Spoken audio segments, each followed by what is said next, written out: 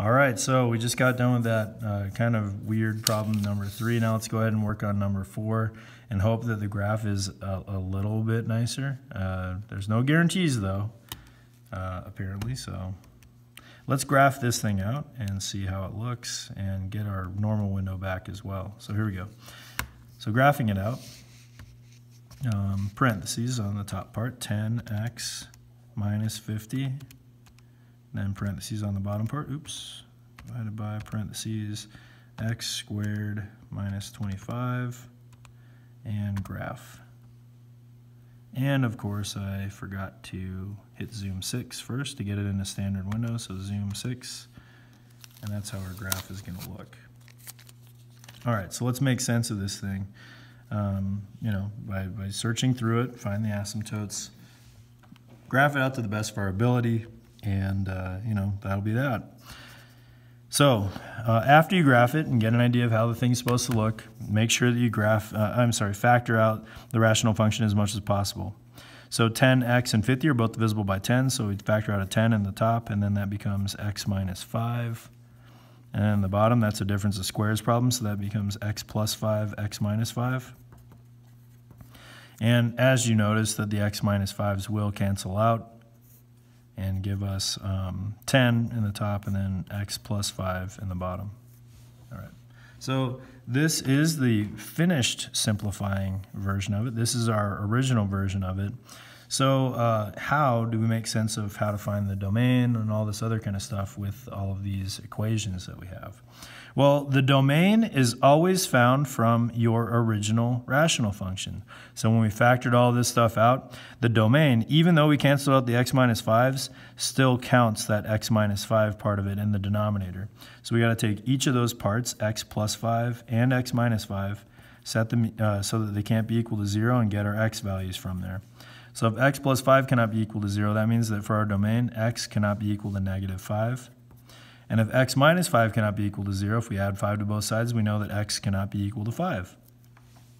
So whenever you have your domain, remember that that tells you that you either have vertical asymptotes or holes or removable asymptotes whenever you have domain restrictions. The way that you can tell if you have a removable asymptote, which in this case we will have, is when one of those factors cancels out. So the factor that got us this 5 is that x minus 5. So since it canceled out, that means that the 5 is part of a removable asymptote, or a hole in the graph. So that's going to be the x value on a coordinate. That's just going to be a hole in the graph. And in fact, on my calculator, not all of them will work out like this, but on my calculator, if you notice, 1, 2, 3, 4, 5, at 5 for x, we have a little tiny gap. I don't know if you can see it real well. Let's try and bring it on in there. You see the little gap that's right there? That means that we're going to have a hole in the graph at that specific point. Let's find out where that point is, the exact location of that point. What we're going to do is take the value of 5 for x and plug it into one of these equations. The equation that we're going to plug it into is the completely simplified version. That's what's going to give us this coordinate, taking out all this excess stuff over here, this removable asymptote, to find where that little hole in the graph is going to be. So we're going to take 5 and plug that in for x, and we get 10 over 5 plus 5, which is 10. So 10 over 10 gives us 1. So that means that there's going to be a hole in the graph at 5, 1. So, let's extend out our graph axis a little bit and try and graph this as best as possible. All right, so get the axis going. Here we go. All right, lots of fun. I love graphing. Here we go. Okay, so the coordinate I'm going to graph is this 5, 1. So we go over 5, 1, 2, 3, 4, 5, and then up 1. And where we would usually put a coordinate, we're just going to put a circle in the graph. That's a point that, that along the graph just is going to be a big old circle right over there. So that's a pretty easy one to graph out anyways, though. Next, so the other x domain restriction, this negative 5, is not a hole in the graph, so that means it's going to be a vertical asymptote. So we write out x is equal to negative 5, and that's where we put our vertical asymptote at negative 5. So 1, 2, 3, 4, 5. Draw a little vertical line right through there, dotted line. And that's going to be our vertical asymptote. X equals negative 5. Okay, now we check for horizontal asymptotes and then also slant asymptotes. So we check the degree. The degree in the top is 1. The degree in the bottom is 2. If the degree in the top is smaller than the degree in the bottom, then the horizontal asymptote exists, and it's always the same thing. It's y equals 0. And if you have a horizontal asymptote, you won't have a slant asymptote. So that means that there are no slant asymptotes on this whole thing. All right, so let's draw in our horizontal asymptote. And if it's y equals 0, that's actually just going to be the x-axis right over here. So there's our little horizontal asymptote, y equals 0. All right, so this is pretty cool because now I kind of know what my graph's going to look like. It's either going to look like this along the asymptotes or like this on the left-hand side from the vertical asymptote. And then on the right-hand side of the vertical asymptote, it's either going to look like this or like this. Okay, and we can actually tell what's going to happen on the right-hand side because of this little point right over here. This little point, this removable asymptote, is part of the graph still. It's just, you know, that one little tiny value is gone. So this tells us the location of the rest of the graph. The rest of the graph is going to be up here. So whatever coordinates that I get when I get the x-intercepts and the y-intercepts are just going to help me to graph this part out a little bit more accurately. And so yeah, now that we have that little bit of information out of the way, let's go ahead and find those x-intercepts and y-intercepts.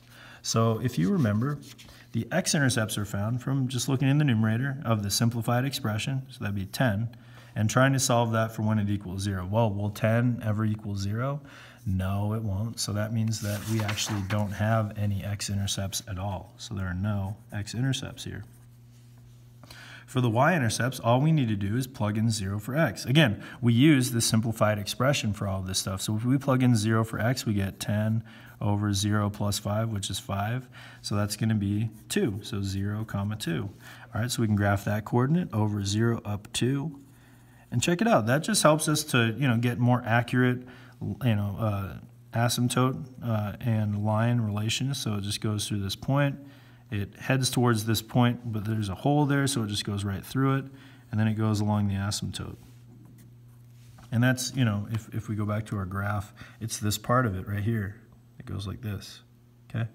We just need to find the rest of this part. And to do that, we're going to get a couple of test points from our graphing calculator and graph them out. Okay, so we go to my graphing calculator, the table, and I need to find coordinates, x values, that are to the left of -5. So I'm talking about like -6, -7, -8. If I can graph those points out, that'd be wonderful. So I go to the table, and I look at those values. So I use, let's say, -6. So -6, it's -10. So 1, 2, 3, 4, 5, 6, 7, 8, 9, 10.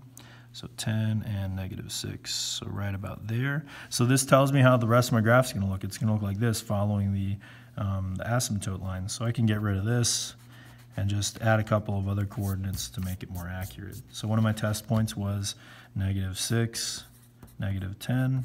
Let's graph another one, like 7. -7 is -5, so -7, -5.